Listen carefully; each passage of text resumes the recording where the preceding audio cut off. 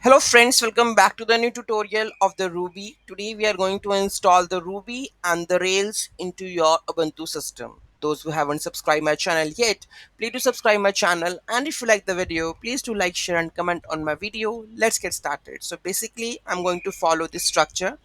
Okay, so here I'm going to select any of the install the Ruby on Rails on what you can select your Ubuntu system from here, right? And these are the steps which are going to follow to install the Ruby into our Ubuntu system. Okay, so let's get started. So first of all, let's go to the terminal. So let's open the terminal and paste this command.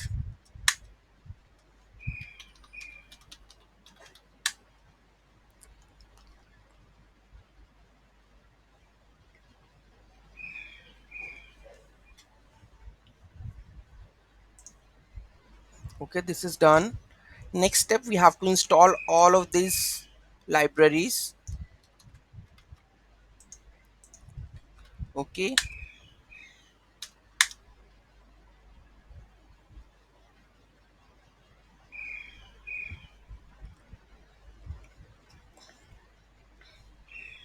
after this you have to move to the next step. This is done.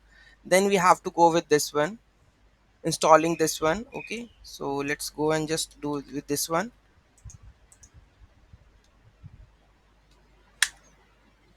Okay, after this we have to process with this. Then we can install the ASDF plugins for each language we want to use. For the Rails we can install the Ruby and the Node.js for our front end JavaScript. Okay, so we have to install this.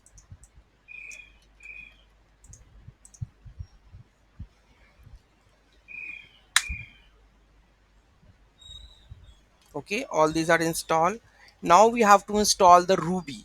Choose a version of the Ruby. So here we go with the this version 3.3.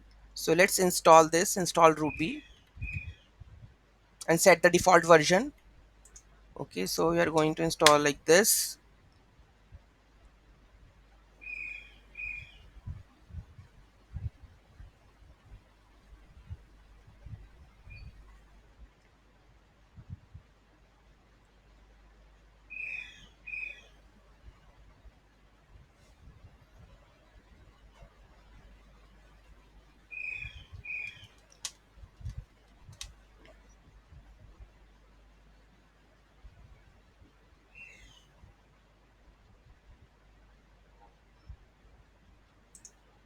After this we have to run globally. We have to go with this.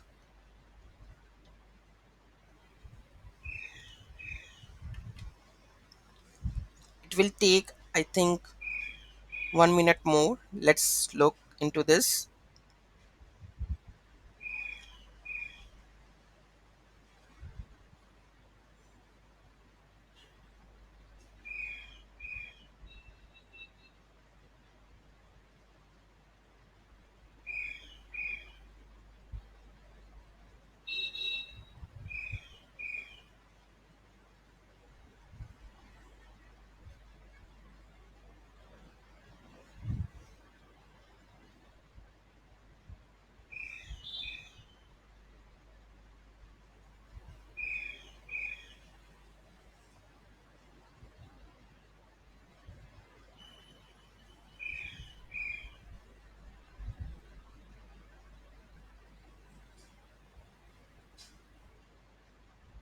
Now it will come with a make install.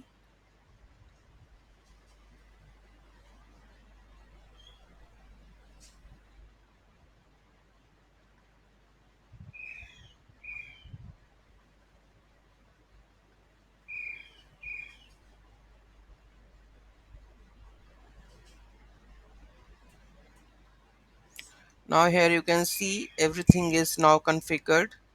Okay, installed Ruby 3.3. Let's move the next step for this one globally. Okay, now we will check the Ruby version. So it will give me which Ruby version we have. So here you can see that with this and Ruby version we need to check. So here we go with the Ruby version is 3.3.3. Okay, that is installed now.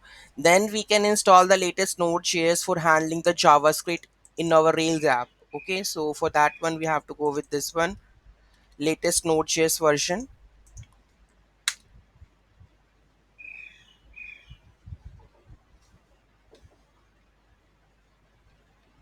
And globally we have to set. Now we will check node version, so it's 20. Okay, now this is configuring it, this is additional one, so we don't need to do this. Now we have to install the rails into that one. So let's go with our recommended. So let's copy and install the rails. Ruby we have installed, now we have to install the rails.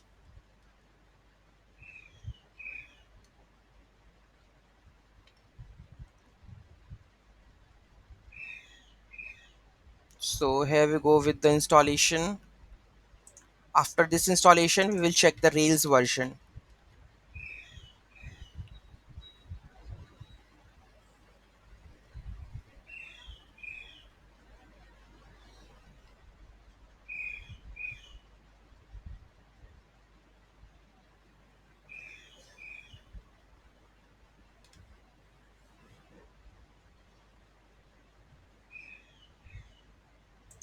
Now we have to go with Rails version that will come with 7.1.3.4. Okay, this is done. Now we are going to do with the setting up the MySQL databases. So we have to go with this one. So let's do the setup for this one for the Ruby on Rails. So let's install all of these because we have to connect to the databases also. Okay. After this, we will process with. If you want to go with this Postgres, also you have to go with this one.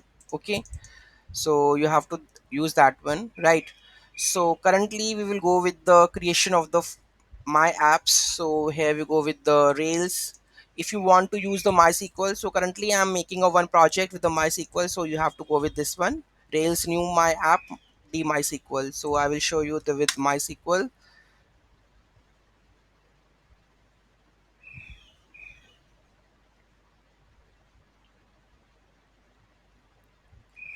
So installing everything.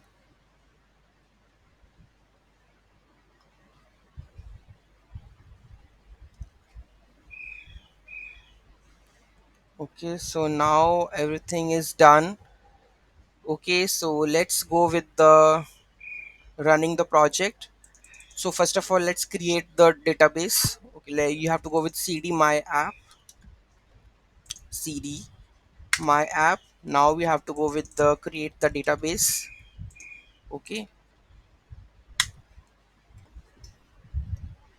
so here you can see that error connection is denied to the root password with MySQL this. So there is an issue with the connecting the username and the password. So we will check that one. So could not create my app development database, please check your configurations. Okay, so we will check that configuration. Okay, connection with the DB, right?